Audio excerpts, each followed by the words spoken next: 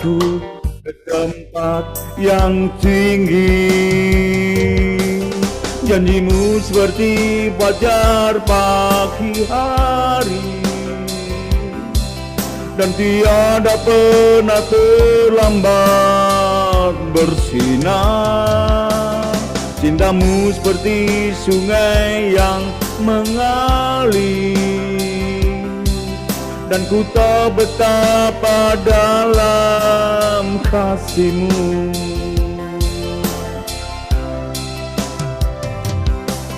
Janji-Mu seperti fajar pagi hari,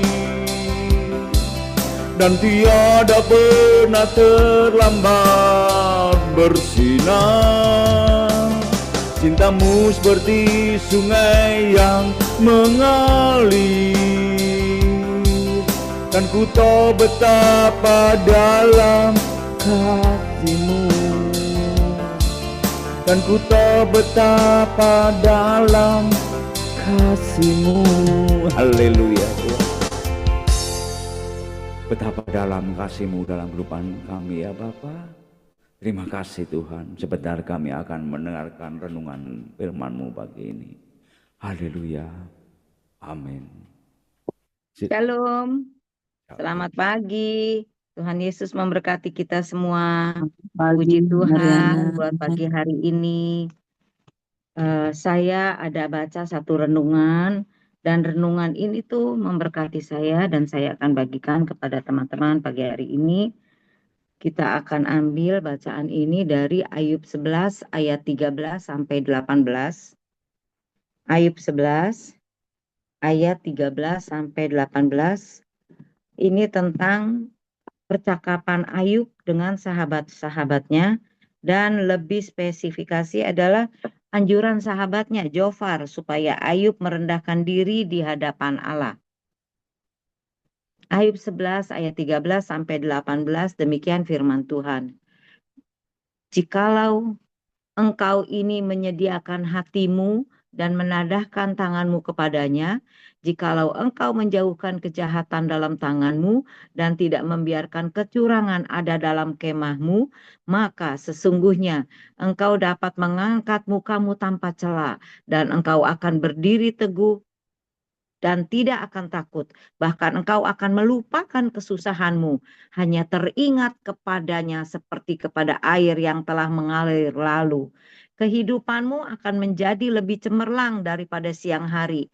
Kegelapan akan menjadi terang seperti pagi hari. Engkau akan merasa aman sebab ada harapan, dan sesudah memeriksa kiri kanan, engkau akan pergi tidur dengan tentram. Nah, ini bacaan yang saya mendapat berkat dari sini ya. Jadi dikatakan di sini bagaimana kita belajar untuk hidup dalam kasih Tuhan sehingga kita bisa hidup bebas daripada ketakutan. Setiap hari kita harus menyerahkan hati kita kepada Tuhan. Ketika kita bangun pagi, sebelum kaki kita menginjakan lantai, kita harus berkata, Tuhan, sebelum aku memulai hari ini, aku menyerahkan emosiku kepadamu.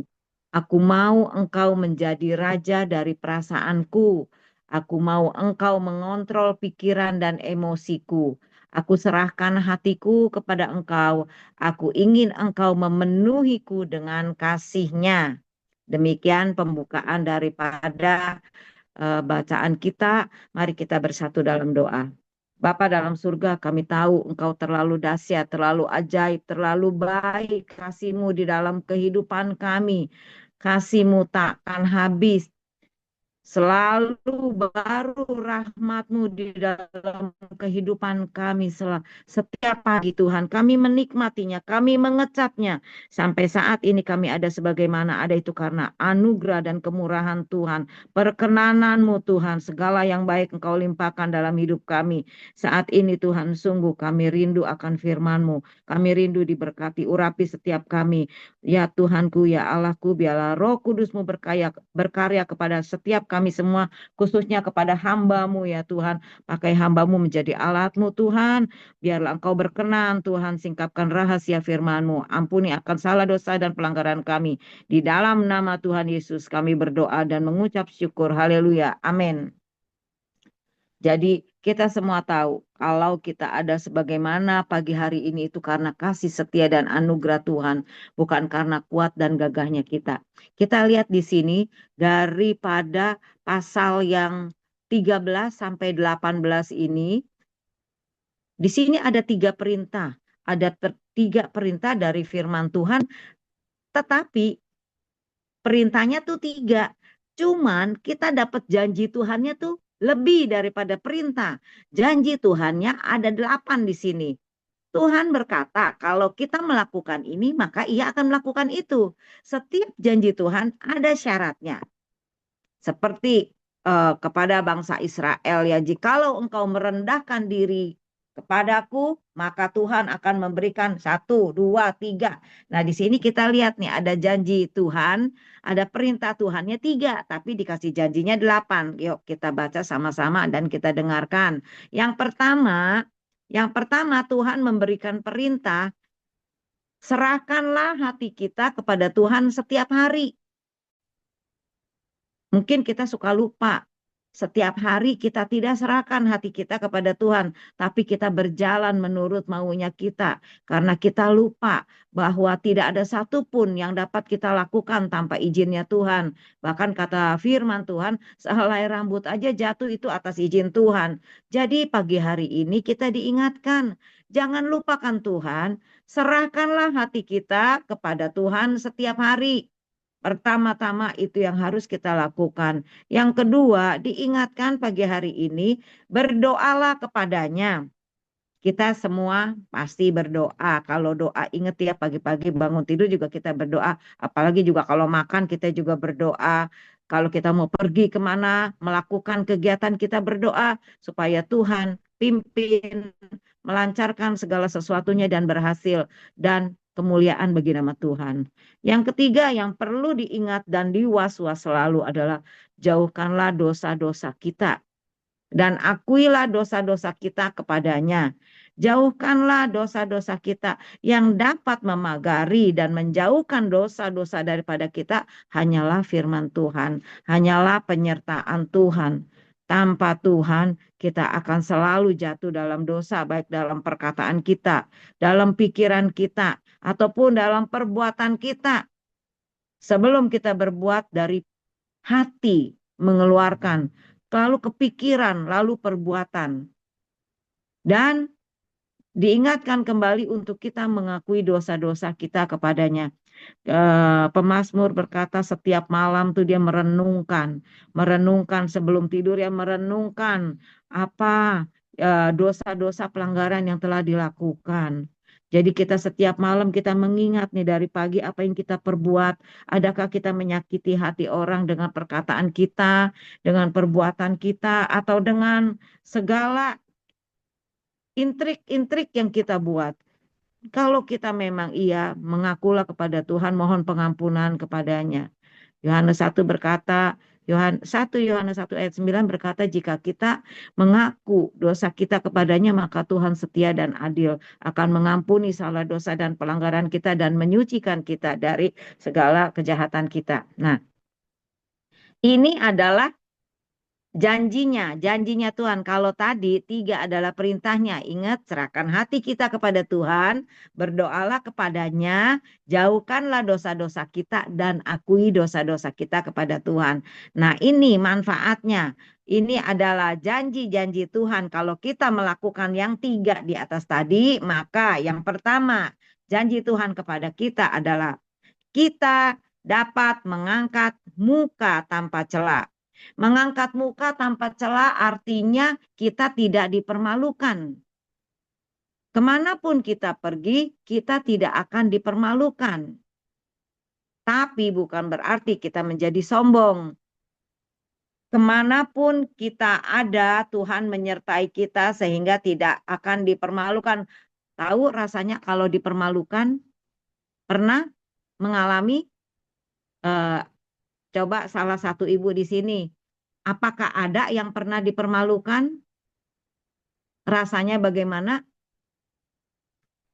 Pada saat kita dipermalukan tentu merasa nggak enak. Di tempat situasi manapun, dalam keadaan apapun tentu kita menjadi tidak nyaman. Tetapi Tuhan membawa kita untuk kita mengangkat muka kita tanpa celah. Supaya apa? Supaya kita merasa aman, merasa nyaman. Dimanapun kita nyaman. Karena apa? Karena Tuhan ada beserta kita. Dan yang kedua, kita akan berdiri teguh dan tidak takut. Kita akan berdiri teguh dan tidak takut kepada apapun. Karena apa? 1 Petrus 3 ayat 13 bilang begini. Dan siapakah yang akan berbuat jahat terhadap kita jika kita rajin berbuat baik? Kita akan berdiri teguh dan tidak akan takut karena kita rajin berbuat baik. Sehingga dimanapun kita berdiri, kita akan berdiri teguh. Tidak ada yang akan berbuat jahat kepada kita. Yang ketiga, bahkan kita akan melupakan kesusahan kita. Nah, ini menjadi kunci di dalam kehidupan kita untuk menjadi berbahagia di dalam Tuhan. Bahkan kita melupakan kesusahan kita, hanya teringat kepadanya seperti kepada air yang telah mengalir lalu. Siapa yang tidak mempunyai masa lalu yang sulit, yang membuat kita malu mungkin, yang membuat kita susah. Tetapi pagi hari ini kita diingatkan, jikalau kita melakukan 3 perintah Tuhan itu, kita akan melupakan kesusahan kita. Kita akan melupakan rasa malu kita. Kita akan melupakan kepahitan kita. Dan kita hanya mengingat seperti air yang telah mengalir lalu. Semuanya telah berlalu. Kita hidup di masa saat ini. Bukan masa kemarin. Bukan masa lalu. Kita akan melupakan semuanya itu. Tidak mengingat-ingat yang pahit. Tidak mengingat-ingat yang susah. Yang kita ingat saat ini adalah kasih setia dan anugerah Tuhan. Kalau kita bisa bangun pagi hari ini, itu karena kebaikan dan kemurahan Tuhan. Semuanya telah berlalu. Kita hadapi hari ini bersama Tuhan. Mazmur 30 ayat 12 berkata, aku yang meratap telah kau ubah menjadi orang yang menari-nari. Kain kabungku telah kau buka, pinggangku kau ikat dengan sukacita. Yang lalu-lalu kita meratap. Yang melalu-lalu kita sedih, meraung-raung. Tetapi Tuhan telah ubah semuanya itu. Kita telah lupakan. Dan kita hidup baru di dalam Tuhan. Dan Tuhan mengubah ratap kita menjadi tari-tarian. Karena Tuhan menjawab tepat pada waktunya. Dan kita akan melupakan itu. Walaupun Tuhan belum menjawab. Tetapi kita percaya. Sebagai orang percaya bahwa Tuhan selalu menyertai kita. Maka kita akan melihat dalam situasi apapun. Kita akan menari-nari bersama Tuhan. Karena itu menjadi bagian kita. Karena Tuhan yang berjanji adalah Tuhan yang setia. Tuhan telah mengalami semuanya itu. Bahkan lebih daripada apa yang kita alami. Makanya Dia yang berjanji adalah setia. Sanggup mengubah ratap kita menjadi tari-tarian. Kita tidak mengingat masa lalu. Tetapi kita mengingatnya seperti kepada air yang telah berlalu. Yang lalu biarkan berlalu. Kesalahan kita apapun itu biarkan berlalu. Hiduplah baru.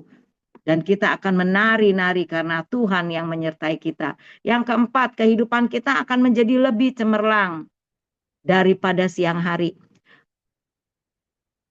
Terang itu tuh yang paling terang siang hari. Benar ya, matahari ada di atas kita itu siang hari. Kalau pagi hari baru nih terbit matahari naik. Pas pada siang hari itu, pas di tengah hari kita itu terang, bumi menjadi terang, kecuali memang lagi mendung. Bumi menjadi terang, matahari menyinari. Nah, di situ digambarkan kehidupan kita akan menjadi lebih cemerlang daripada siang hari. Tuhan tidak hanya merubah ratap kita menjadi tari-tarian, tetapi Tuhan akan bawa kita dari kemuliaan kepada kemuliaan. Tuhan akan bawa kita dari kebaikan kepada kebaikan yang lain. Tuhan akan bawa kita daripada hikmat yang satu kepada hikmat yang lain. Sehingga hidup kita menjadi lebih cemerlang daripada siang hari. Relatif ukurannya. Janganlah berpikir yang melampaui. Sehingga itu menjadi beban kehidupan kita, tetapi kita akan bawa kehidupan kita dari hari ini lebih lagi di dalam kebaikan dan kemurahan Tuhan. Yang kelima, kegelapan akan menjadi terang seperti pagi hari. Sepertinya kata-kata ini biasa saja, tetapi bayangkan kalau kita sedang hidup dalam kegelapan. Bayangkan kalau dalam keadaan malam. Bayangkan dalam situasi yang gawat darurat, keluarga sakit mendadak, yang parah, yang stroke, yang apa, yang membutuhkan pertolongan. Itu dalam keadaan gelap malam, misalkan hari libur, dokternya ternyata nggak ada. Libur semua, rumah sakit nggak ada yang jaga apa, dokternya terlambat menolong. Itu pada waktu menunggu ya dari malam gelap sampai pagi itu per menit tuh rasanya, apalagi orang yang menderita kesakitan, apalagi orang yang sedang dalam menderita ketakutan, dalam kegelapan hidupnya, hatinya gelap, pikirannya gelap. Bagaimana dia menanti detik-detik itu sampai pagi hari. Sampai terang Tuhan menyinari pikirannya. Membuka akal pikirannya. Membuka hikmatnya. Memberikan ketenangan. Memberikan kekuatan. Memberikan pengharapan. Itu dari gelap sampai pagi hari adalah waktu-waktu yang mencekam. Saya jadi ingat lagu Natal yang berjudul Whispering Hope.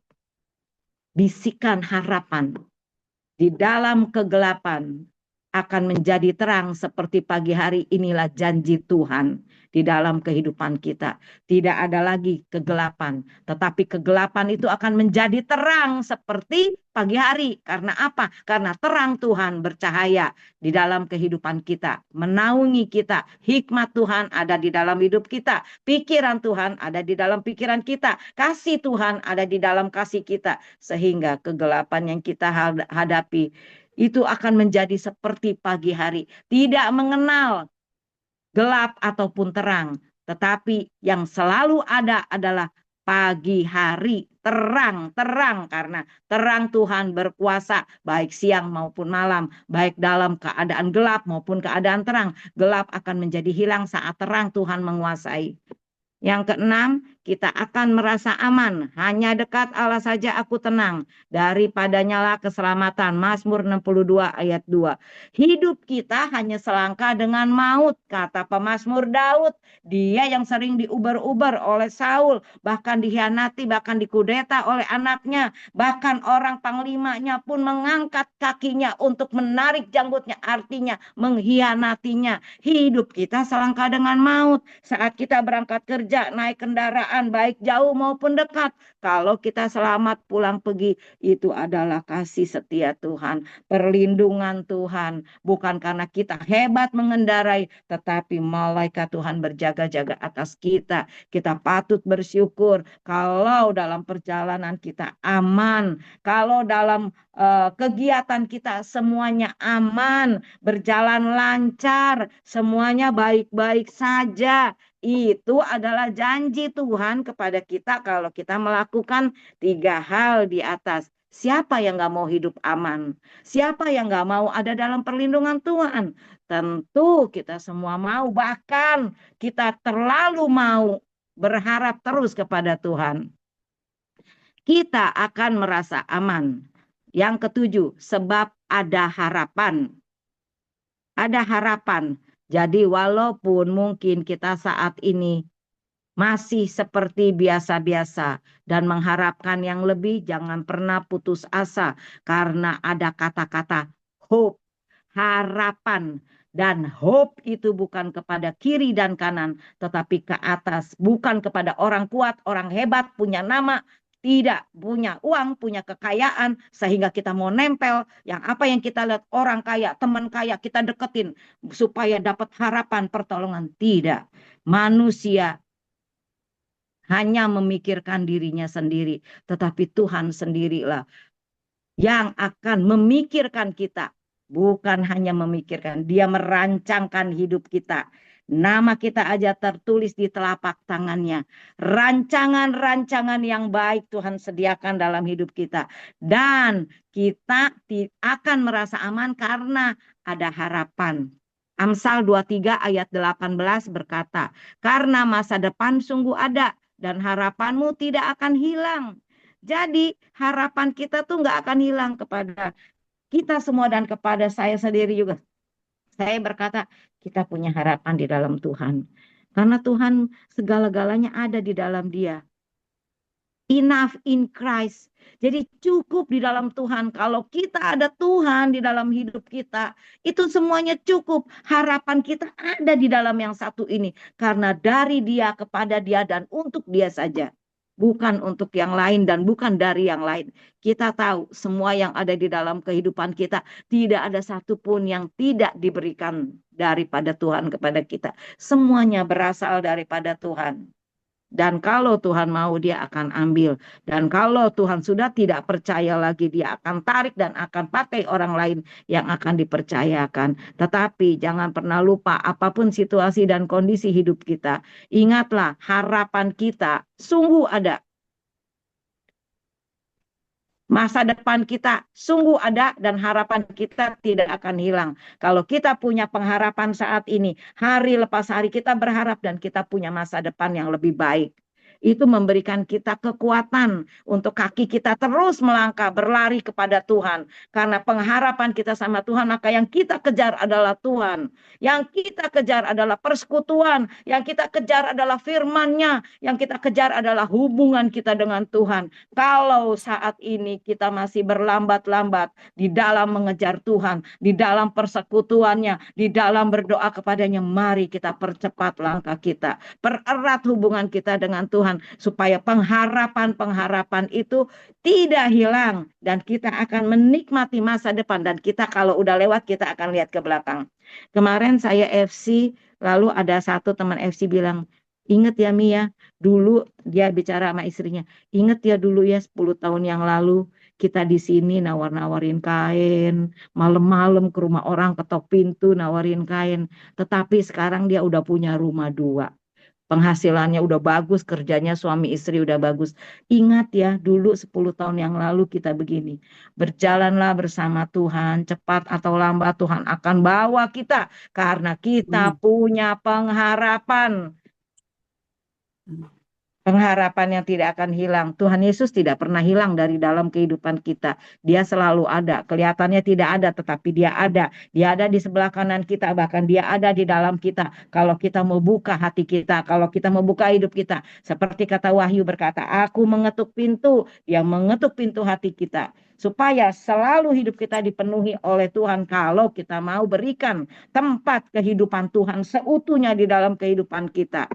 Supaya harapan kita tidak akan hilang.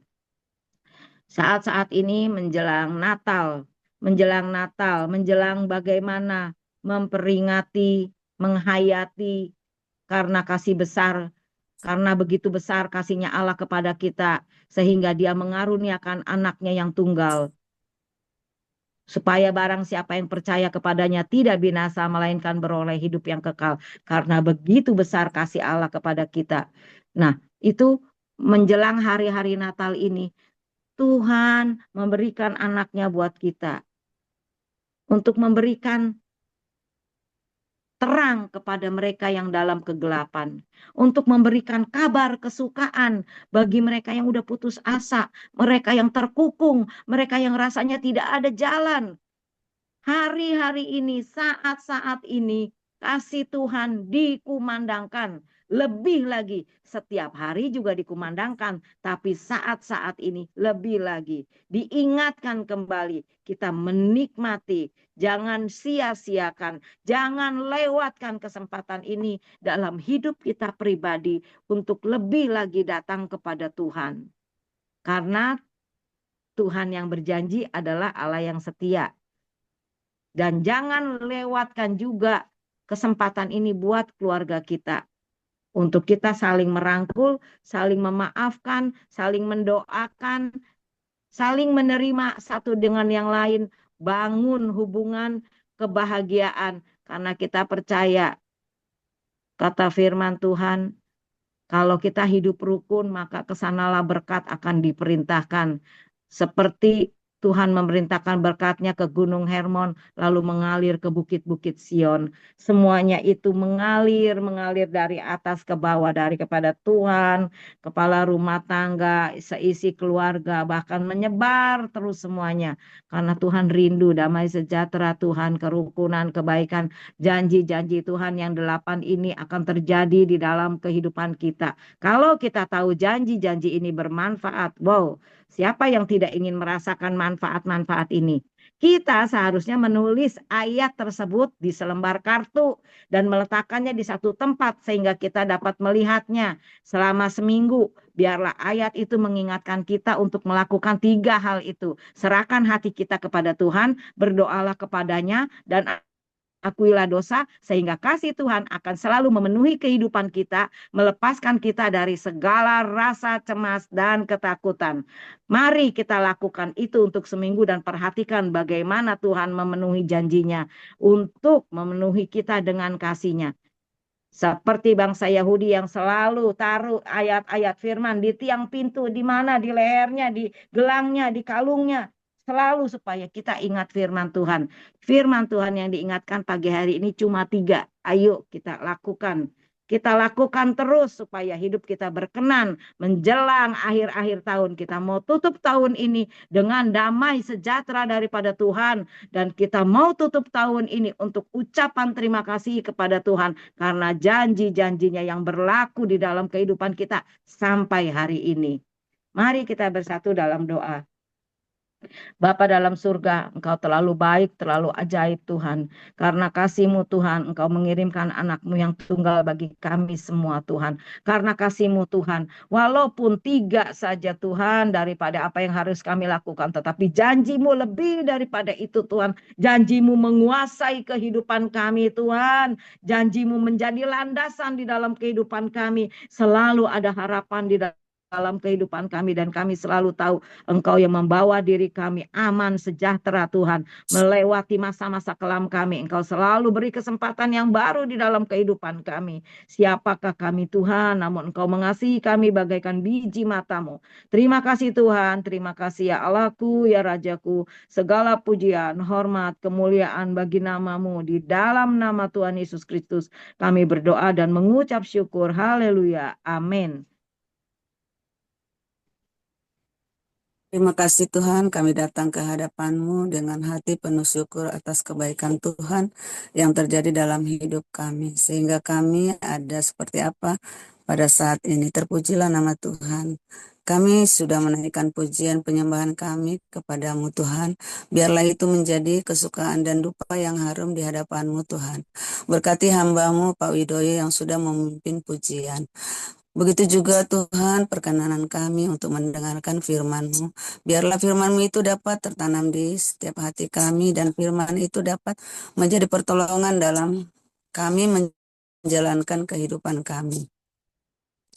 Berkati hamba-Mu Ibu Mariana, berkati juga kami yang hadir dan yang berhalangan hadir saat ini untuk kami tetap selalu rindu untuk mendengarkan firman. Semoga segala pelayanan yang boleh ada berkenan kepadamu Bapak. Terima kasih Tuhan, Bapak di sorga. Tema Natal 2025 secara nasional. Tuhan Yesus hadir untuk menyelamatkan keluarga. Kami berdoa untuk setiap keluarga mengalami kehadiran Kristus yang memulihkan, menguatkan, dan membawa keselamatan sehingga rumah tangga menjadi tempat kasih, pengampunan, dan damai sejahtera Allah. Biarlah Natal 2025 ini menjadi momen yang meneguhkan kembali peran orang tua untuk anak-anak dalam membangun keluarga yang takut akan Tuhan, sehingga setiap rumah tangga menjadi saksi nyata kehadiran Allah di tengah dunia. Menyongsong perayaan Natal yang akan datang, agar dijauhkan dari berbagai tindakan anarkis, berlangsung aman damai tanpa gangguan ancaman. Tuhan berikan aparat keamanan hikmat, kewaspadaan, dan ketetapan dalam menjaga setiap kegiatan ibadah yang akan diselenggarakan. Kiranya suasana Natal membawa persatuan, bukan pertentangan, dan damai Kristus melingkupi seluruh bangsa. Tidak lupa kami memohon kepada pemerintahan negeri ini dan para pejabatnya, dan tidak akan ya, dari tingkat yang terendah hingga yang paling tinggi, agar melakukan tanggung jawabnya, bekerja dengan takut akan Tuhan. Dengan demikian mereka dapat senantiasa memberikan pelayanan terbaik kepada masyarakat di seluruh negeri kami tercinta. Untuk gerejamu dimanapun di muka bumi ini dan para hambamu, berkati para pemimpin rohani dan hikmat dan pengertian, dan untuk membimbing kami, dan senantiasa Tuhan beri mereka kekuatan juga kesehatan yang cukup untuk melayani. Bimbinglah kami sebagai jemaat untuk menjadi alat-Mu yang senantiasa dalam pelayanan. Penuhi kami dengan kasih-Mu Tuhan. Terima kasih Bapa. Inilah doa ucapan syukur kami yang jauh daripada yang sempurna. Sempurnakan hanya di dalam nama Tuhan Yesus Kristus kami berdoa, bersyukur kepada Bapa yang di sorga. Amin.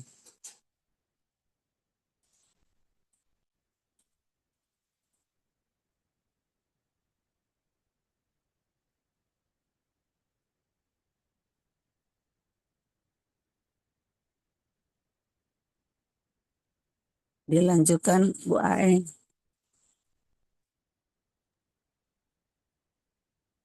Bu Aeng, dibuka videonya.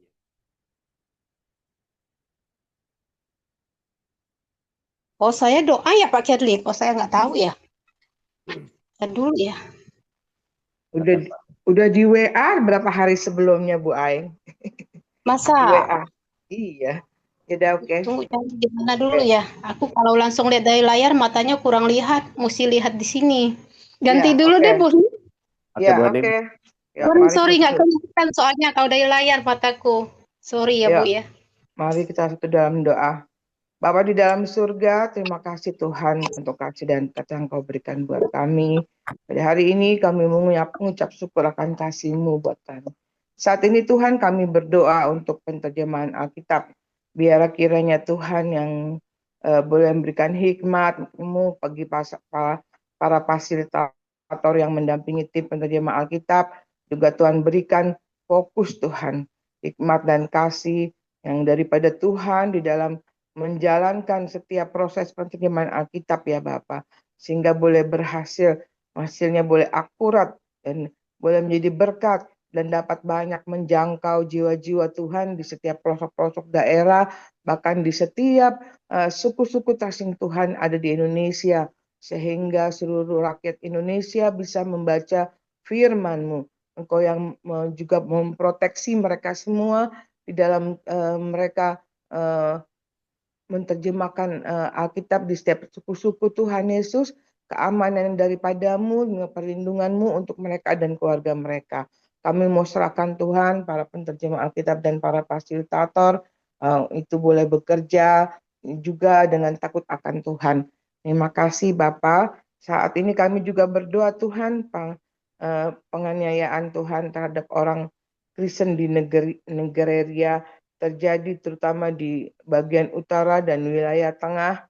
Maiderbelt disebut sebagai kelompok ekstrim Boko Haram dan ISIS Provinsi Afrika Barat tetap kerap menyerang desa-desa Kristen, membakar gereja, serta menculik, serta membunuh warga, serta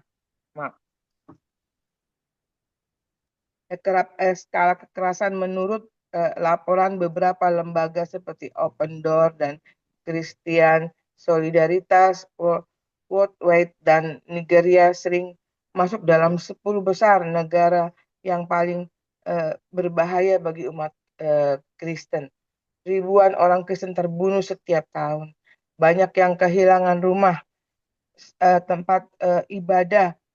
Kami berdoa Tuhan, orang-orang percaya di sana menerima penghiburan daripada Roh Kudus, serta Tuhan memberikan kekuatan, keteguhan iman kepada mereka, dan tidak membalas kejahatan dengan kejahatan, tapi tetap memancarkan kasih Kristus bahkan kepada orang-orang yang menganiaya mereka.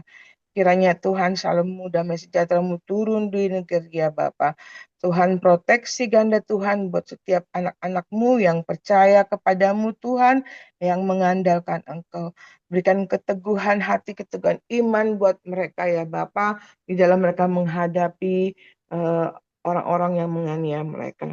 Martir-martirmu Tuhan, Kau yang boleh di keluarga-keluarga yang ditinggalkan oleh orang-orang yang menjadi martirmu Tuhan Yesus. Kiranya Tuhan juga yang memberkati mereka, Tuhan Yesus yang memberikan penghiburan buat mereka. Nigeria adalah negerimu Tuhan, adalah kesayanganmu, biarlah Engkau menjadikan Nigeria biji matamu ya Bapa. Terima kasih Tuhan. Kami mau percaya doa-doa yang kami naikkan Tuhan, Engkau telah siapkan jawaban bagi setiap doa-doa kami. Terima kasih Bapa, di dalam nama Yesus, amin. Amin. Shalom, selamat pagi Bapak Ibu. Terima kasih buat yang melayani Pak Widoyo, buat Ibu Mariana, buat Ibu Ning, dan juga Ibu Clara. Bapak Ibu ada yang mau bersaksi? Silakan. Suara saya dengar ya? Dengar, Pak, merdu dengar. Pak. Dengar Pak. Sehat Pak Kianli. Kasih Tuhan. Ada yang mau bersaksi? Silakan dibuka audionya. Oke, kalau nggak ada, Pak John, ada yang mau disampaikan Pak John? Silakan Pak John.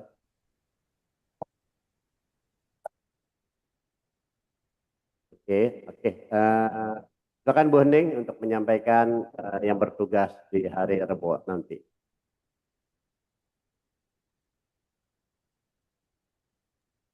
Baik, selamat pagi.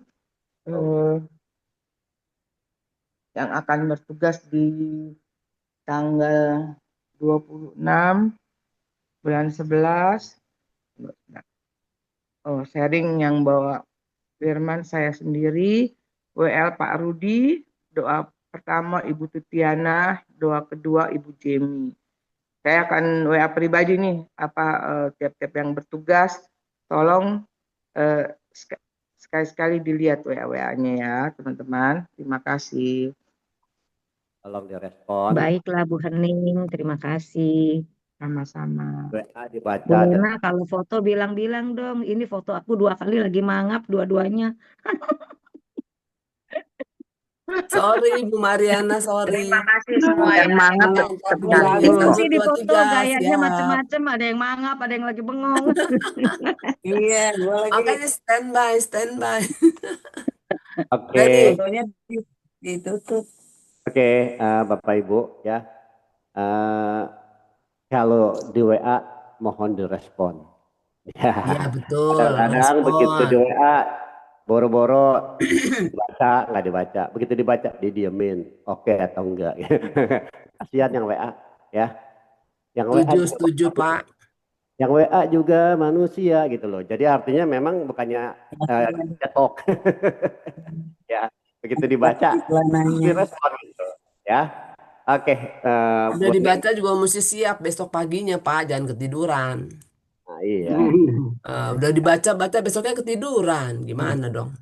Iya, betul. Ya, makanya pasang alarm. Kalau nggak kebiasaan alarm 1 nggak bisa, alarm 2 nggak bisa, alarm 3 ya.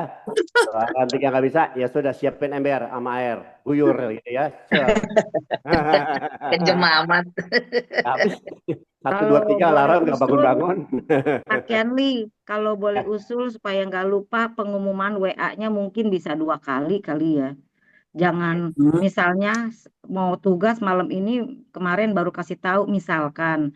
Kadang-kadang emang orang WA-nya banyak ketumpuk jadi nggak sempat Di kebuka. grup juga lah, di grup. Biasa Bu Hening japri satu-satu kok Bu. Oke. Iya, bagus juga Ini. sih. Ya. Kalau saya japri satu-satu Bu Hening. Oke, Bapak begini. Ya mungkin ada manusia. Saya belum sempat untuk kuatkan sistem. Biasanya kalau di host itu kan ada 170 orang ya. Nah, saya buatkan sistem gitu loh. Begitu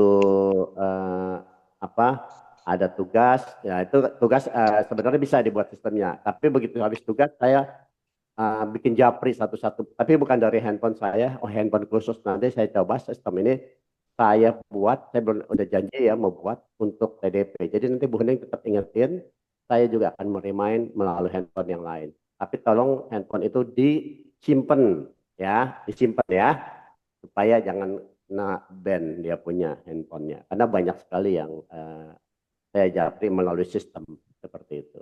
Ya. Ya. Pasti japri, paketnya habis. Nggak masuk, ya. Bener. Akhirnya nggak ke ini ya Pak, nggak kebaca ya Pak. Kalau saya sudah cukup buat Bu Hening, sangat reminder. Thank you. Oke, kalau gitu. Oke deh, kalau nggak ada yang Thank you. Hening the best. Iya, Bu Hening tuh hatinya super sabar. Luar biasa. Pelayanan. Bu Hening aktif kok. Itu Tuhan semua kasih kekuatan, kesabaran. Tuhan berkati. Tuhan berkati. Oh ya Bu ya. WA-nya udah Semangat Bu Heningku. Bu Semangat. Lena udah moto itu pasti. Bu Lena udah difoto ya. Posisinya malah bagus Bu. Jadi jangan Bu dikasih Lena tahu. juga fotonya luar biasa. foto. Thank you. Ya, Belum, dikasih tahu. Lena. Jadi fotonya memang natural. Nanti natural. banyak Jadi, yang lagi ngapain lagi. ya Foto candid Bapak, kamera saya aja Bu. suka. Candid Saya kamera. suka. Masak nih. Buka dulu, Thank you Bu Lena. Thank you. videonya dibuka dulu. Terima kasih, Bu Lena. Belum doa kan? Doa ada ini Ya, nggak ntar doa? dulu, ayo foto dulu aja. Ntar Oh foto ya? Iya, foto dulu 1, aja. 2, 3. Oke. Smile. Bu Hening belum buka. Nih udah smile nih, bener Bu Lena.